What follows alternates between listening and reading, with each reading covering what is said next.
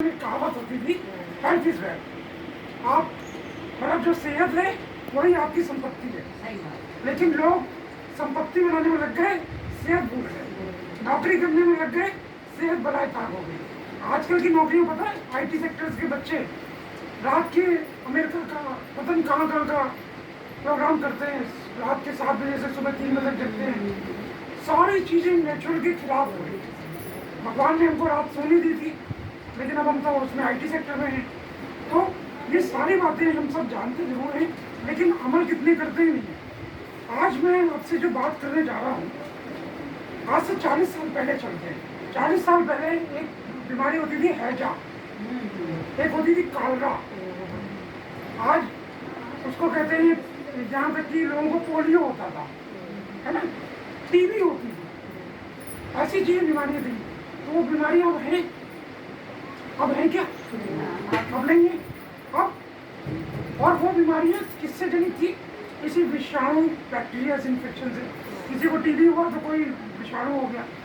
अब जो आज बीमारी है, जिसमें एक सबसे बड़ी भयंकर बीमारी है कोरोना, वो भी किसी के छूने से, संपर्क करने से हो गई। हैजा भी ऐसे ही फैलता था, गांव-गांव फैल जाता था, कालरा भी ऐसे ही फैलता था। अब कोरोना छोड़ दी तो ऐसी कोई बीमारी नहीं। अब कौन सी बीमारी आ गई? जो सबसे ज्यादा बीमारी है वो उसको कहते हैं थायराइड। उसके बाद आई डायबिटीज, बीपी, माइग्रेन, बाल झड़ना और स्पॉन्डिलाइटिस, किडनी के तमाम प्रकार के रोग। ऐसे ऐसे रोग आ गए हैं जो बिल्कुल मतलब हर घर में दूसरा चौथा आदमी मिल जाता है। डायबिटीज किसको किसको ये बताइए, आप लोगों में से कोई बैठा है जिसको डायबिटीज है? बताओ भाई। किसी को डायबिटीज हो बताइए, आपके परिवार में किसी को हो? शुगर वाला बताओ। हमें डायबिटीज। अच्छा, बाबूजी को डायबिटीज है। कितने साल? काफी साल हो गए होंगे, हैं? 15 साल। हाँ ठीक है, हम 10 साल के ऊपर मांग रहे हैं। और किसी को स्पॉन्डिलाइटिस गर्दन की, किसी को थायराइड? हाँ, थायराइड आपको है, आपको सब ठीक है, ठीक है। तो यानी कि ये जो बीमारी मैं है, आ गया हूँ। कोलेस्ट्रॉल, हाँ बताओ अपने लिए। माला आ गए। हाँ आओ। यानी कि ये वो बीमारियां हैं जो हमारी आपकी जीवन शैली से की वजह से आई है। क्या ये बताइए, किसी को शुगर है, वो गले लग जाए तो उसको शुगर हो जाएगी?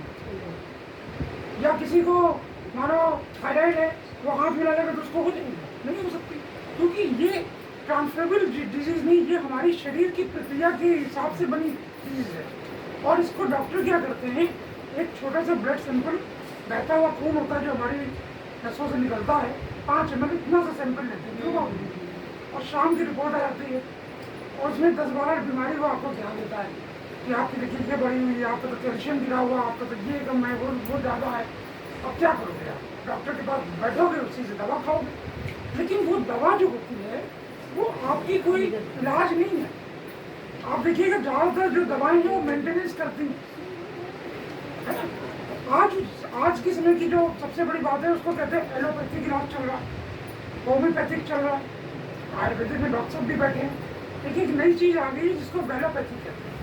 हमारे आपके घरों में वो विराजमान है, वेलोपैथिक। वेलोपैथिक का मतलब हो गया हमारे घर में एक ऐसी चीजें जिनसे हम अपनी चीजों को ठीक कर सकते हैं, जो हमारे घरों में नहीं है। कहीं हमको बाजार बाहर नहीं जाना, ठीक है। अब हम उसके ऊपर चर्चा करेंगे।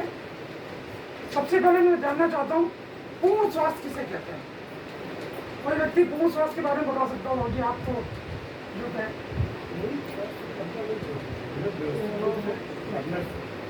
शारीरिक रूप से भी, मानसिक रूप से भी, हर तरह से फिट हो। और मुद्रा भी एक अपने आप में पूर्ण स्वास्थ्य है।